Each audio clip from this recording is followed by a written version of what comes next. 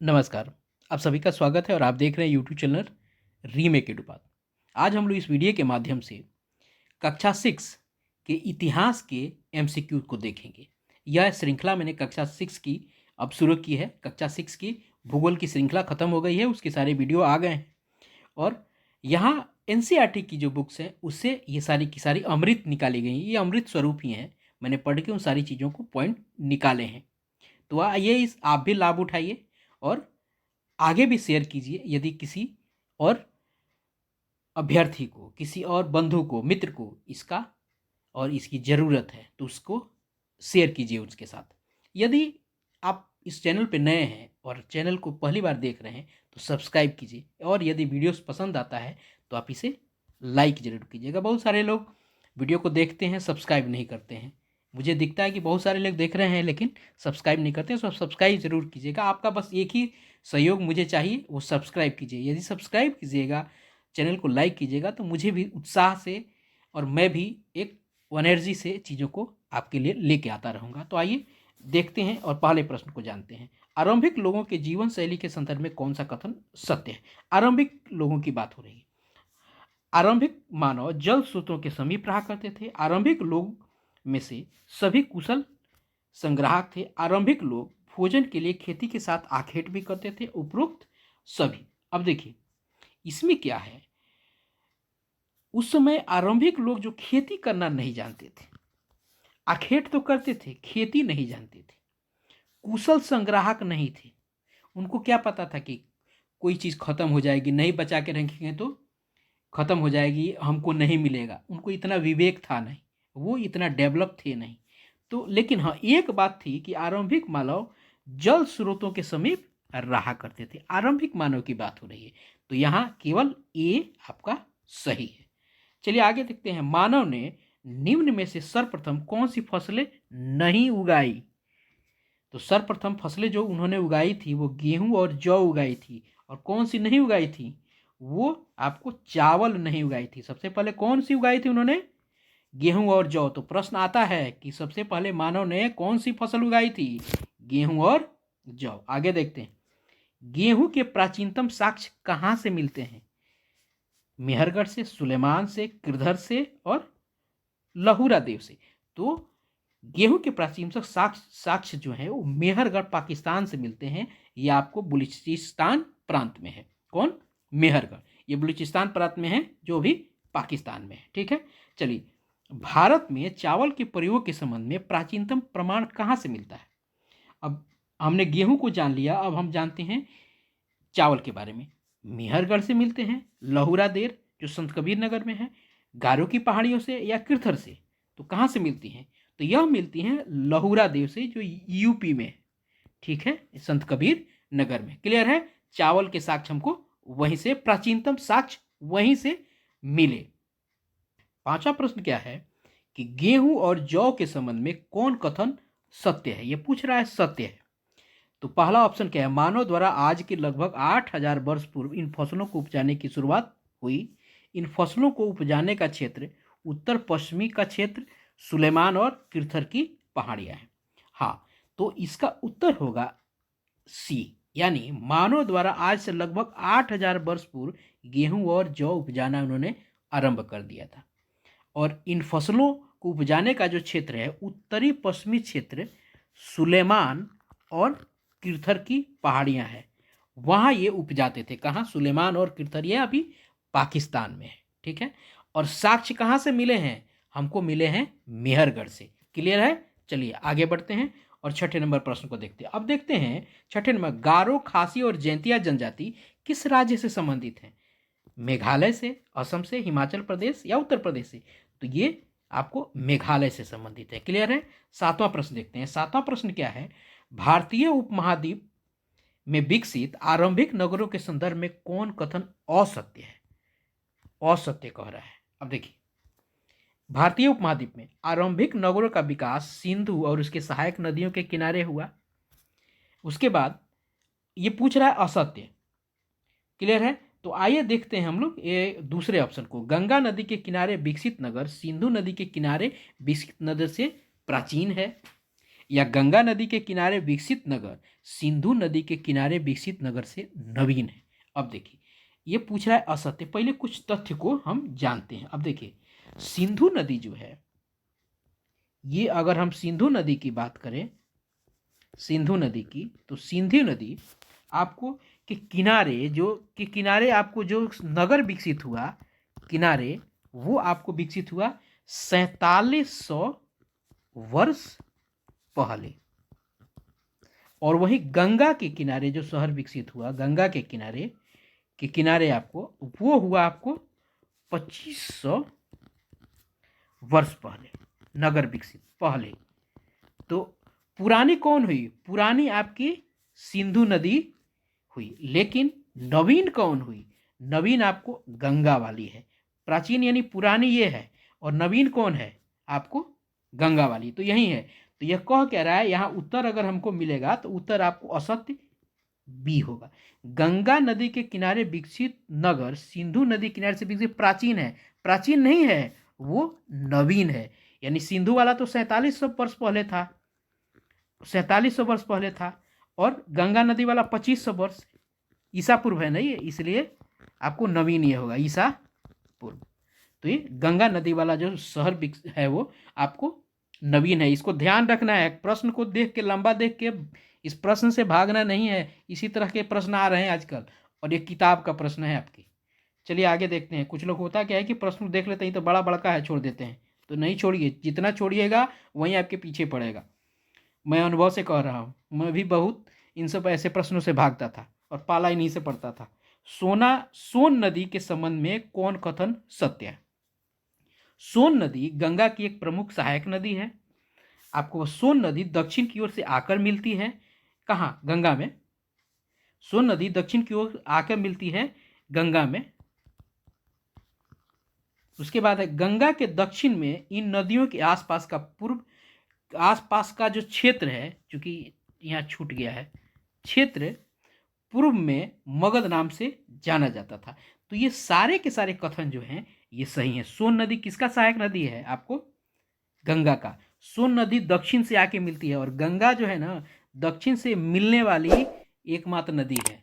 और सब भले पैरेलल आके मिलती है, घाघरा भले आके जमुना में मिलती है, लेकिन आके जमुना में मिलती है, जमुना आके गंगा में मिलती है, लेकिन दक्षिण से आके और कोई नदी मिलती है वो सोन नदी है, सीधे दक्षिण से। क्लियर है? और जो क्षेत्र था वो गंगा के दक्षिण का जो क्षेत्र था उसे पूर्व में मगध कहा जाता था। और तो उत्तर इसका क्या हो जाएगा? डी। क्लियर है? चलिए आइए देखते हैं 9वां प्रश्न। वेदों की संख्या क्या है?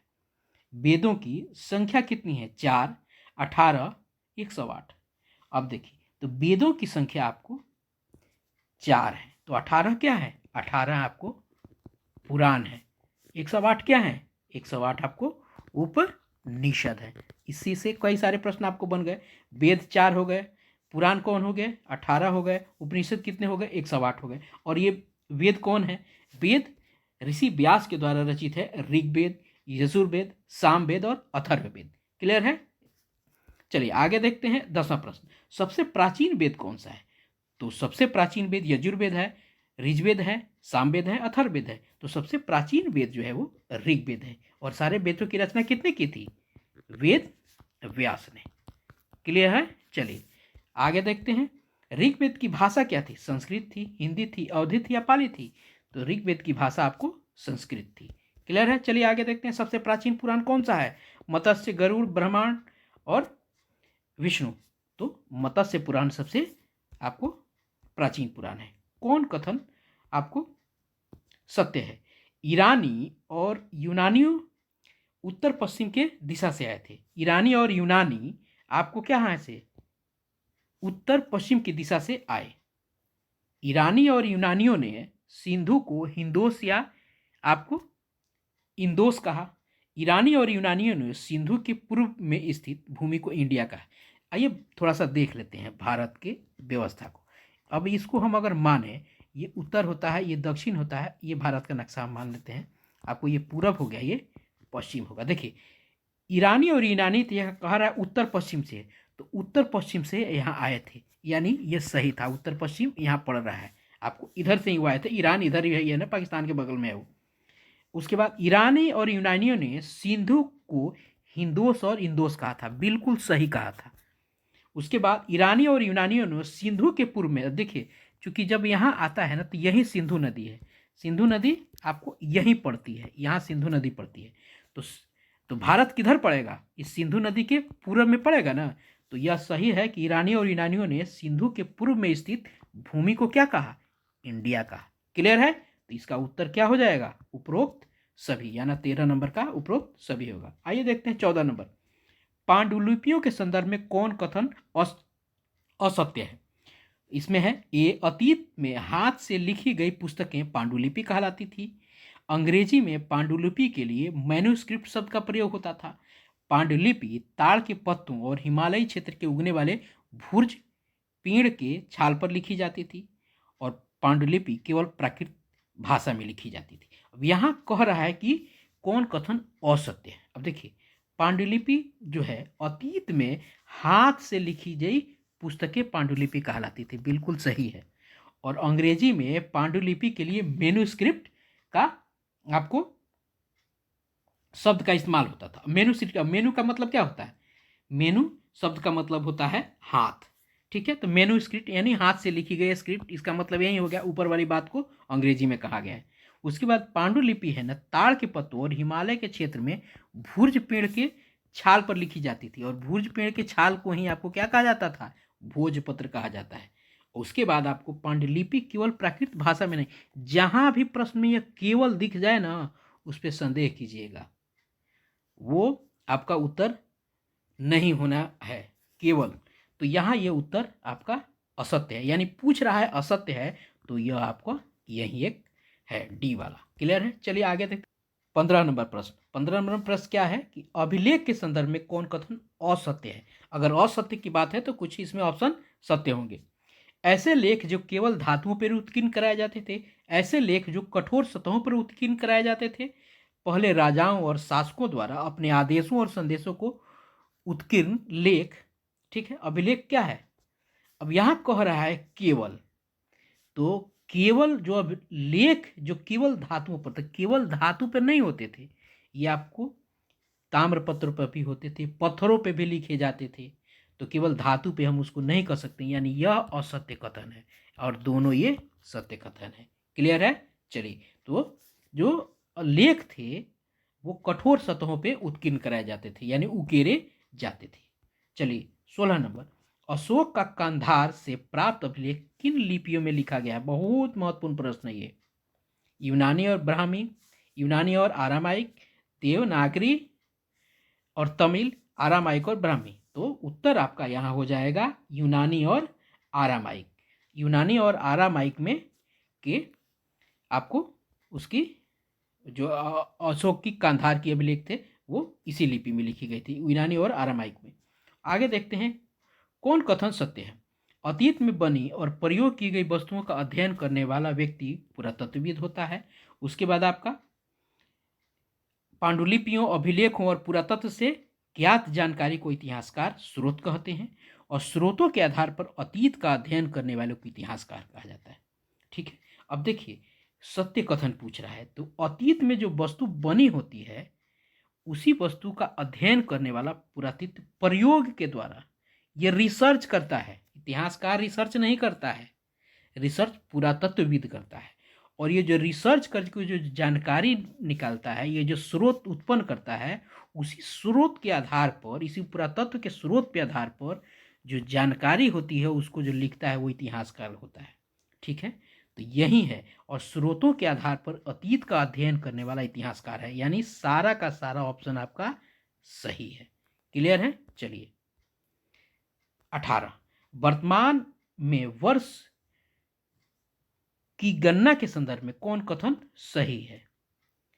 अब देखिए, वर्ष की गणना ईसाई धर्म के प्रवर्तक ईसा मसीह के जन्म की तिथि से की जाती है, यह बिल्कुल सही है।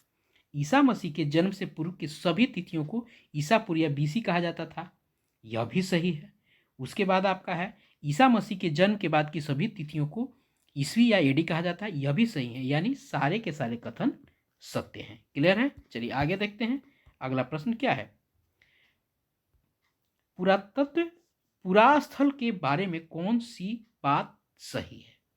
पूरा स्थल उस स्थान को कहते हैं जहां औजार, बर्तन और इमारतें जैसी वस्तुएं के अवशेष मिलते हैं। ठीक है। उसके बाद है पूरा स्थल जमीन के अंदर, कभी बाहर और नदी के तल में भी पाए जाते हैं। आवासीय पूरा स्थल उन्हें कहते हैं जहां लोग रहा करते थे। इनमें गुफा और कंदरा जैसे स्थल है।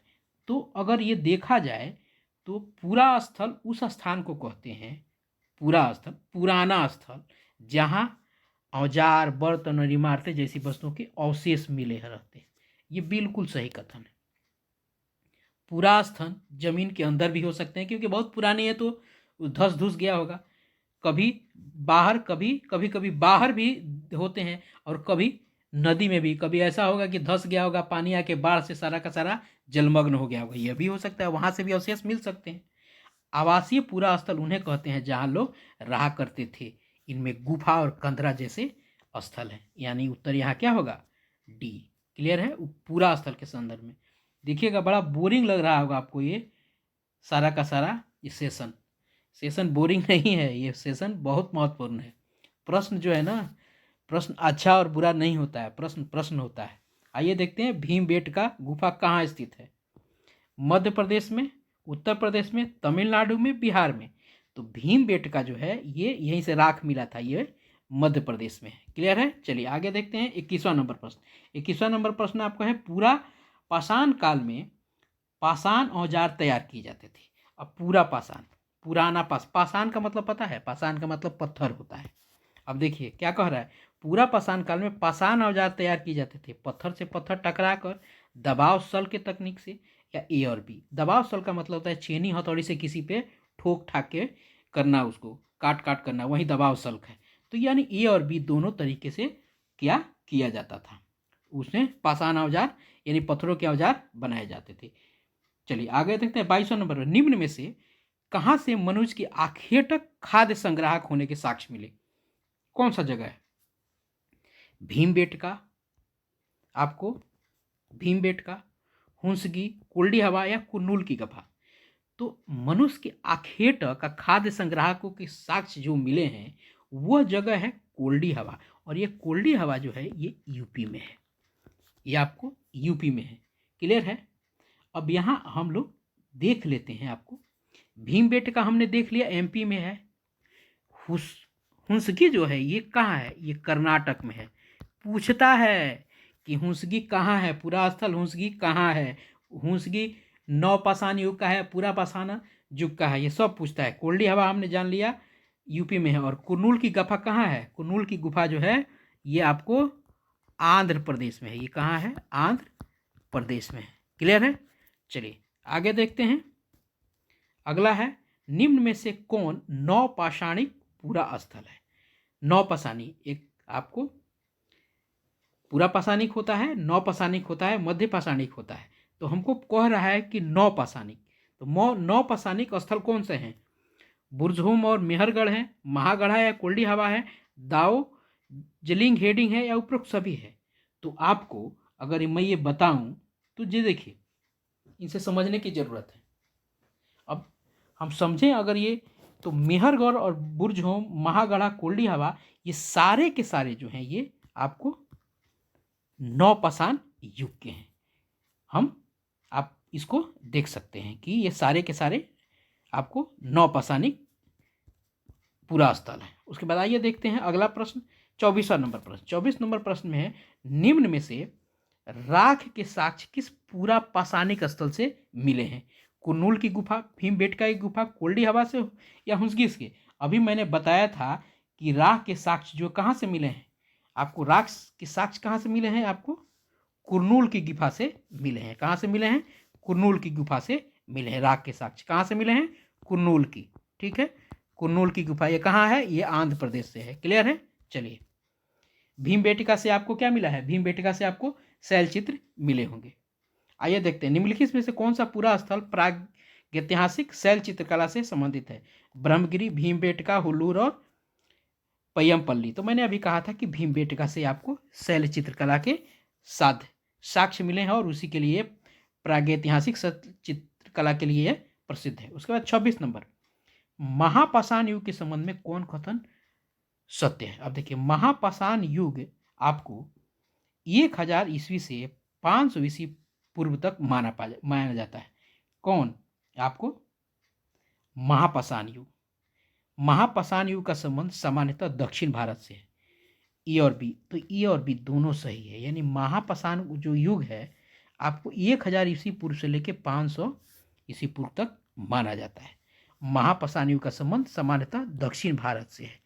ठीक है, यही आपको उत्तर है। उसके बाद आइए देखते हैं भारत में शुतुरमुर्ग के साक्ष्यों के संबंध में कौन सा कथन सत्य है। शुतुरमुर्ग के संबंध में बात कर रहा है, तो भारत में इसका प्रमाण पूरा पाषाण युग से प्राप्त हुए हैं। किसके? शुतुरमुर्ग के पूरा पाषाण युग से। और इसके प्रमाण महाराष्ट्र के पटने नामक स्थान से मिला है। ये पूछता है कि महाराष्ट्र से पटने नामक स्थान से क्या है, तो शुतुरमुर्ग के बारे में आपको जानकारी मिलती है। और ये पटने कहाँ है? आपको महाराष्ट्र में। अगला है प्रागैतिहासिक काल में शुतुरमुर्ग के छिलकों पर चित्रांकन के प्रमाण मिले हैं। क्लियर है? तो क्या कौन सा कथन है? सारे के सारे कथन ये सत्य हैं। आइए देखते हैं 28वां नंबर। अब देखिए 28वां नंबर में क्या है, निम्न में से कौन मानव के आरंभिक काल पूरा पाषाण या प्रागैतिहासिक काल को सुविधानुसार बांटे गए भाग नहीं है। बांटा गया भाग नहीं है, बांटा गया। ये सब टाइपिंग में थोड़ा सा दिक्कत हो जाता है। बांटा गया भाग नहीं है। अब देखिए पूरा पाषाण, मध्य पाषाण, नवपाषाण, तो यहाँ जो उत्तर आपको मिलेगा वह मिलेगा आपको महापाषाण जो है ये आरंभिक काल यानी पूरा पाषाण का भाग नहीं है। तीन भाग है, पूरा पाषाण, मध्य पाषाण और नवपाषाण। क्लियर है? अब देखिए प्रागैतिहासिक उसको कहते हैं, प्रागैतिहासिक उसको कहा जाता है यानी इतिहास के पहले, यानी जहाँ से इतिहास के साक्ष्य मिले गए हैं वो ऐतिहासिक काल कहे जाते हैं। और जहाँ से साक्ष्य बहुत सारा चीज़ें प्रमाण नहीं मिल पाए हैं, जिसका इतिहास नहीं लिखा गया, आपको नहीं मिलता है, वो प्राग ऐतिहासिक होता है। जो जिसका इतिहास लिखा नहीं गया, बाद में अब साक्ष्यों के आधार पर जब लिखा जा रहा है चीज़ें, तो वही बोला जाता है प्राग ऐतिहासिक। जिसका इतिहास पहले उपलब्ध नहीं है, इतिहास उस समय उसका अपना लिखा नहीं गया, प्राग मने पहले होता है। आगे अब इसमें हम महापाषाण, आइए समझ लेते हैं, इन सबको थोड़ा सा जान लेते हैं। अब देखिए पूरा पाषाण युग का जो है ना, इसका काल जो है ये 20 लाख वर्ष से लेकर 12,000 वर्ष आपको था, ईसा पूर्व की बात हो रही है। मध्य पाषाण जो है ये 12,000 से लेकर 10,000 तक आता है, माना जाता है। और नौ पाषाण जो है ये 10,000 आपको ईस्वी पूर्व के बाद का हिस्सा है। क्लियर है? चलिए आगे देखते हैं। 29वां माइक्रोलिथ क्या है? लघु पाषाण उपकरण, हड्डियों का उपकरण, लकड़ियों का उपकरण या इनमें से कोई नहीं। तो माइक्रोलिथ जो है वो लघु पाषाण उपकरण है। क्या है? ये एक लघु पाषाण उपकरण है। चलिए इतना ही प्रश्न था, 29 प्रश्न थे। अब मैं आगे सिंधु घाटी ये सब चीज़ों पे चर्चा करूंगा। तो अगले वीडियो का इंतजार कीजिए और तब तक अपना ध्यान रखिए। जय Hind. Thank you so much.